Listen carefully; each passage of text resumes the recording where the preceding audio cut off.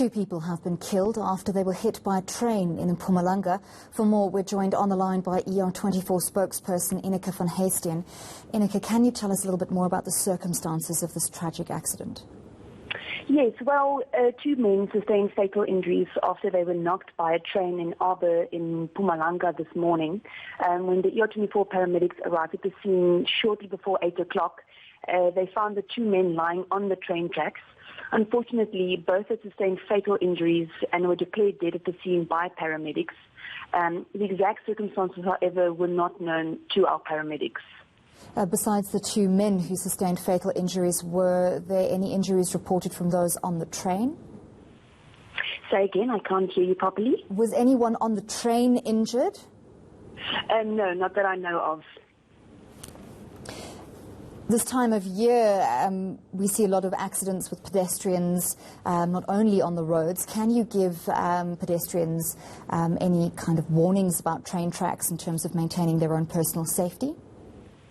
Yeah, I think train tracks will always be a dangerous crossing, whether it's in a vehicle or for a pedestrian. I think it's just a thing of always looking left, and right again. Although you might think a train is quite a big form of vehicle, that it's still, you might be in your blind spot. And just to take care, especially at night when you can't see properly, or just not to stay or walk close to the train tracks at all. I think vigilance should be emphasized, especially on train tracks. But do we know whether this was a goods train or a passenger train?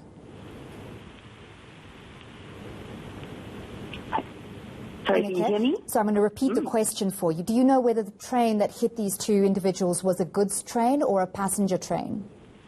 I'm not too sure, unfortunately. So there's no details, alternate details about the train.